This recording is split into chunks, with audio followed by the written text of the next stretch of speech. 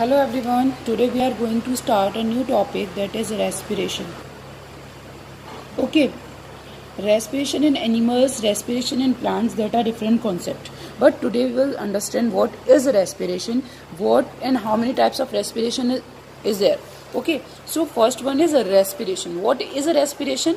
Suppose as we know, अभी हमने एक process पढ़ी पीछे, that is the digestion process or nutrition process. Nutrition process is that process in which we take nutrients and utilize it to get energy.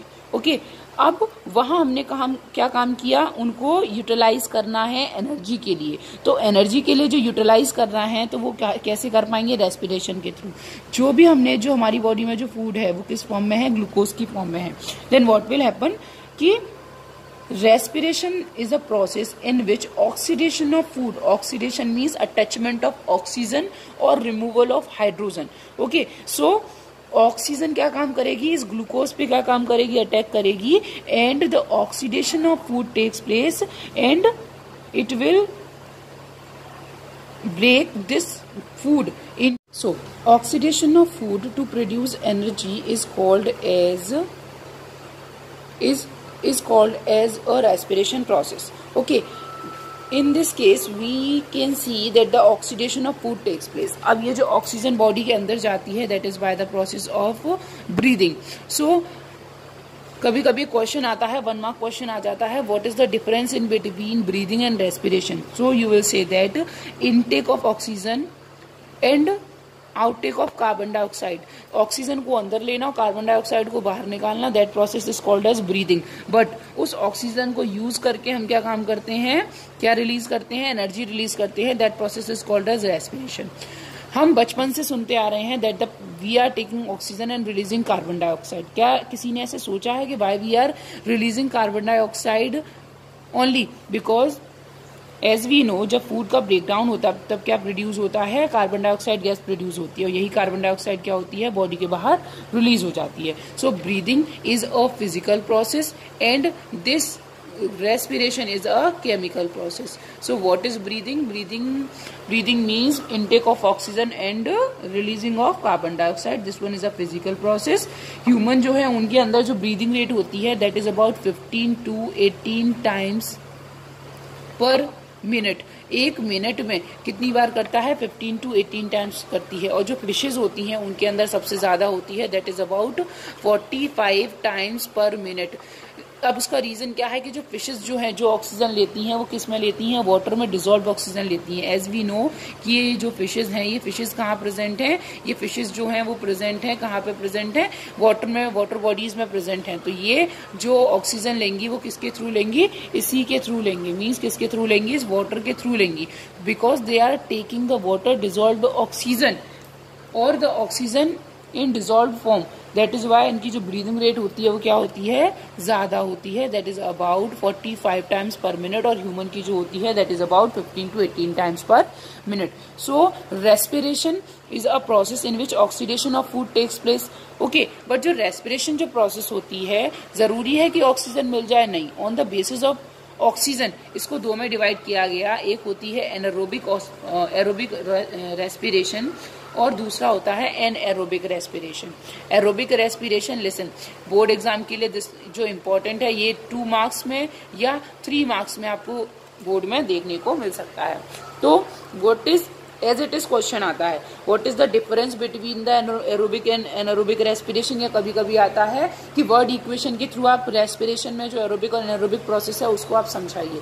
So that we will discuss. Okay, so respiration is of 2 type, aerobic and anaerobic. As we know, aerobic respiration means in presence of oxygen, जो oxygen की presence में होगा. दूसरा anaerobic respiration, that will be in absence of oxygen, जो oxygen की किस में होगा? एब्सेंस में होगा. Aerobic respiration in presence of oxygen, anaerobic in absence of oxygen. अब होता क्या है? रेस्पिरेशन जो है ये भी क्या है? मल्टी स्टेप प्रोसेस है. Okay, how? Firstly this glucose. Okay, ये जो ग्लूकोज है ये कहाँ है? आपको पता है, जो सेल्स हैं उन सेल्स में पहुंच जाता है. After the process of assimilation cells में जाके स्टोर हो जाता है या पहुंच जाता है. तो ये ग्लूकोज सेल्स के अंदर है. अब ये सेल्स के अंदर है तो सेल्स के अंदर जो लिक्विड कंटेंट होता है that is called as cytoplasm. So ये सेल के साइटोप्लाज्म के अंदर है और क्या है, ये ग्लूकोज है। ओके, अब ये ग्लूकोज जो है सेल के साइटोप्लाज्म में जो है ये क्या हो जाता है, ब्रेक डाउन हो जाता है और क्या बनाता है, 2 मॉलिक्यूल्स बनाता है पायरुवेट के या पायरुविक एसिड के। पायरुवेट और we can say pyruvic acid. So ये जो ग्लूकोज है इसका ब्रेक डाउन हुआ साइटोप्लाज्म में और क्या प्रोड्यूस किया, 2 मॉलिक्यूल प्रोड्यूस किए पायरुविक एसिड के। See this is 6 carbon compound. Okay, 6 carbon compound का मतलब है इसके पास इसके कार्बन कितने हैं, 6 हैं, and this is a 3 carbon compound. What is the formula of pyruvic acid, CH3COOH। Okay, this is the formula of pyruvic acid, CH3COCOOH. So here we can see how many C's are there, 1, 2 and 3. So this is a 3 carbon compound. So this 6 carbon compound get converted to 2 molecules of 3 carbon compound. So this is when the glucose is converted to the 2 molecules of pyruvic acid in cytoplasm. This process is called as glycolysis. Okay, और एक और चीज आपको याद रखनी है कि जो ग्लाइकोलाइसिस है इसमें हमें no need of oxygen, oxygen की हमें कोई भी जरूरत नहीं होती है, no need of oxygen. So this process takes place in absence of oxygen. Okay, so first process is the glycolysis process. Now what will happen? Now this pyruvic acid will again broken down to form carbon dioxide, water and energy. So this process will take place in mitochondria. As we know, mitochondria is called as a powerhouse of the cell. So जो mitochondria की अगर मैं structure की बात करूं, so this mitochondria contains the 2 walls in which the outer wall is porous. This outer wall is porous. Okay, and the inner wall has finger-like projections called as cristae. So अब क्या है कि ये जो pyruvic acid है, ये pyruvic acid या pyruvate की फॉर्म में ये हमारे माइटोकॉन्ड्रिया के अंदर एंट्री नहीं ले सकता. इसमें एक एंजाइम होता है, that enzyme is coenzyme A. So what will happen, this pyruvate will fuse with coenzyme A और ये क्या बनाएगा, पहले एसिटाइल कोएंजाइम ए बनाएगा. Then this acetyl coenzyme A will go inside the mitochondria. Okay, again listen. First is when glucose break down into 2 molecules of pyruvate और pyruvic acid. जब एक molecule glucose का 2 मॉलिक्यूल पायरुवेट या pyruvic acid में टूटता है cytoplasm के अंदर, जिसमें ऑक्सीजन की जरूरत नहीं होती, तो उस प्रोसेस को हम क्या कहते हैं, ग्लाइकोलाइसिस प्रोसेस कहते हैं. ये जो हमारी जो प्रोसेस है, इस प्रोसेस में भी क्या होता है, अबाउट 10 ATP जो होते हैं वो फॉर्म होते हैं. लेकिन मैं ये बोल रही हूँ कि मेरे पास ये एक पेन है, इस पेन को मैं एक को तोड़ के या किसी भी एक को तोड़ के अगर मैं ये 2 बना रही हूँ तो तोड़ने में भी एनर्जी लगेगी. तो जब एक ग्लूकोज मॉलिक्यूल को 2 मॉलिक्यूल ऑफ पायरुवेट एसिड में तोड़ा जाता है तब 10 ATPs रिलीज होती हैं. मैं मानती हूँ रिलीज होती हैं, लेकिन उसमें से क्या हो जाता है, 2 कंज्यूम हो जाती हैं. तो जब 2 कंज्यूम हो गई और 10 बनी तो ओवरऑल हमें नेट कितना मिला, इसमें 8 ATPs का मिला. इसका मतलब जो ये प्रोसेस हुई कौन सी, when 1 glucose molecule get converted into 2 molecules of pyruvic acid. In that condition 10 ATP will be formed, out of which 2 will be consumed. Overall हमें कितनी ATP मिलती है, यहाँ पर 8 ATPs मिलती हैं. अब ये जब हमारे पास क्या होती है, उसके बाद ये जो पायरुवेट है वो किसमें एंट्री करता है, माइटोकॉन्ड्रिया में एंट्री करता है. लेकिन ये पायरुवेट माइटोकॉन्ड्रिया में सीधे एंट्री नहीं कर सकता. इसके लिए ये कोएंजाइम ए के साथ अटैच होता है और क्या बनाता है, एसिटाइल कोएंजाइम ए बनाता है. इस एसिटाइल कोएंजाइम ए की फॉर्म में कहा जाता है, माइटोकॉन्ड्रिया के अंदर एंट्री लेता है. अब एक और बात आप ध्यान रखेंगे, ये माइटोकॉन्ड्रिया के अंदर जो एंट्री लेता है या माइटोकॉन्ड्रिया के अंदर जो ब्रेक डाउन होता है फूड का या पायरुविक एसिड का या एसिटाइल कोएंजाइम ए का, ये किसकी प्रेजेंस में होता है, ऑक्सीजन की प्रेजेंस में होता है. Suppose if oxygen is not present, in that condition acetyl coenzyme ए नहीं बनेगा. केवल ऑक्सीजन प्रेजेंस होगी तभी एसिटाइल कोएंजाइम ए बनेगा. और माइटोकॉन्ड्रिया में ऑक्सीजन की प्रेजेंस में किसमें टूट जाता है, कार्बन डाइऑक्साइड प्लस वाटर, और क्या प्रोड्यूस करता है, energy produce. So first process glucose क्या होता है साइटोप्लाज्म में, this one is 6 carbon compound, 3 carbon compound के 2 मॉलिक्यूल्स बनाता है और ये process this process is called as glycolysis. इस प्रोसेस में हमें किसकी जरूरत नहीं होती, no need of oxygen, no oxygen needed, किसी ऑक्सीजन की जरूरत नहीं होती। उसके बाद ये जो पायरुवेट है कोएंजाइम ए के साथ फ्यूज होके क्या बनाता है, एसिटाइल कोएंजाइम ए बनाता है और उसके बाद ये कहाँ एंट्री कर जाता है, माइटोकॉन्ड्रिया की वॉल्स के थ्रू माइटोकॉन्ड्रिया में एंट्री कर जाता है और क्या बनाता है, कार्बन डाइऑक्साइड, वाटर और एनर्जी रिलीज करता है। क्लियर। सो ये जो प्रोसेस है वो किसकी प्रेजेंस में होती है, ऑक्सीजन की प्रेजेंस में होती है। This is called as Krebs cycle और we can say C3 cycle. This one is called as Krebs cycle और C3 cycle. Okay, so इसका मतलब जो हम कह सकते हैं कि रेस्पिरेशन में 2 स्टेप हुए। फर्स्ट स्टेप हो गया अपना ग्लाइकोलाइसिस जो साइटोप्लाज्म में हुआ, सेकंड हो गया क्रेब्स साइकिल जो माइटोकॉन्ड्रिया में हुआ। Okay, so first in glycolysis process, glucose get converted to 2 molecules of pyruvate और second में acetyl coenzyme A, but that should be in presence of oxygen. One more thing, यहाँ मैंने आपको बताया था एटीपी काउंट की बात करते हैं तो जब एक ग्लूकोज मॉलिक्यूल का ब्रेक डाउन होता है 2 मॉलिक्यूल्स ऑफ पायरुविक एसिड में, तब कितने मॉलिक्यूल्स बनते हैं, 10 एटीपीज क्या होते हैं, सिंथेसाइज्ड होते हैं, जिसमें से 2 क्या हो जाते हैं, कंज्यूम हो जाते हैं। ओवरऑल हमें कितने का नेट हमें कितना मिला, 8 एटीपीज मिला। ओके, और जब प्रेजेंस ऑफ ऑक्सीजन होता है तब क्या होगा, 1 जो अपना पायरुवेट है ये 1 पायरुवेट कितना रिलीज करता है, 15 एटीपीज रिलीज करता है। और आपको पता है here how many pyruvates are there, 2, तो 2 पायरुवेट कितने हो गए, 15 इंटू 2, इसका मतलब हो गए 30 एटीपीज। तो नेट कितना मिला, यहाँ 30 एटीपीज और यहाँ कितना मिला, 8 एटीपीज। तो दिस 30 एंड 8 एटीपीज कितना मिला, 38 ATPs. So we can say by the breakdown of 1 glucose molecule how many ATP molecules will form, 38 ATP molecules will form. So this is about the aerobic respiration.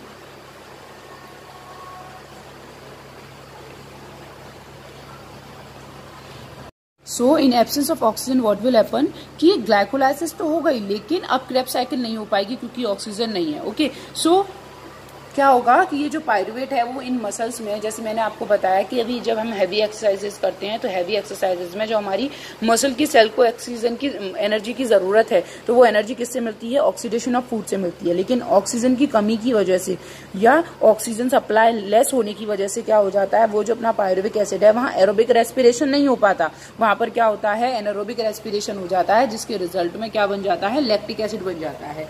Lactic acid आपने देखा होगा जब हम heavy exercises कर लेते हैं तो हमारी मसल्स पेन करती हैं, तो जो that pain is created due to the this lactic acid fermentation. Okay, and the second one is the alcoholic fermentation. Alcoholic fermentation में क्या होता है कि जो अपना पायरुविक एसिड है वो किसमें टूट जाता है, alcohol plus carbon dioxide plus 2 ATP molecules में क्या होता है, टूट जाता है। तो this is about the alcoholic fermentation. This alcoholic fermentation is done by the help of yeast. In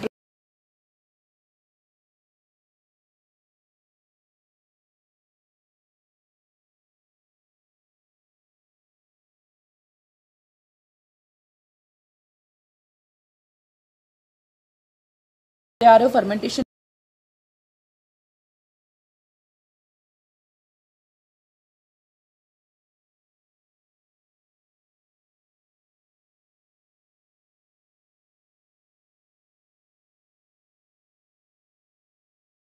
that is alcoholic fermentation और जो second one जो होता है that is called as lactic acid fermentation muscles में देखने को।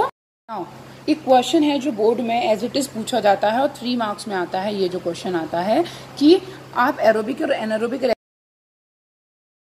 Respiration जो है उसको वर्ड इक्वेशन की फॉर्म में लिखिए। तो उसको किस तरीके से लिखते हैं, glucose in presence of in cytoplasm, this process is glycolysis. Okay, and क्या होता है, ग्लूकोज किस में कन्वर्ट हो जाता है, 2 मॉलिक्यूल्स ऑफ पायरुवेट में कन्वर्ट होता है। उसके बाद 3 कंडीशन है।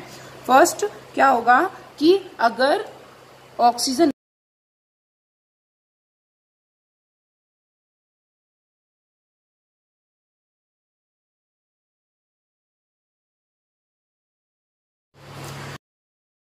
बट यहाँ पर एक बात जो है वो बहुत ज़्यादा इंपॉर्टेंट है और याद रखने की है कि ये जो माइटोकॉन्ड्रिया के अंदर जो प्रोसेस होगी that will be in presence of oxygen.